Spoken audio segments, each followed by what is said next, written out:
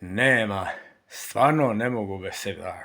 Eto, evo nešto novo iz moje duše i mog pera. Odavno u tebi, Bosno, nisam bio i sa brela Bosne vode nisam pio. I sa vrela Bosne vode nisam pio. Pa mi duša gori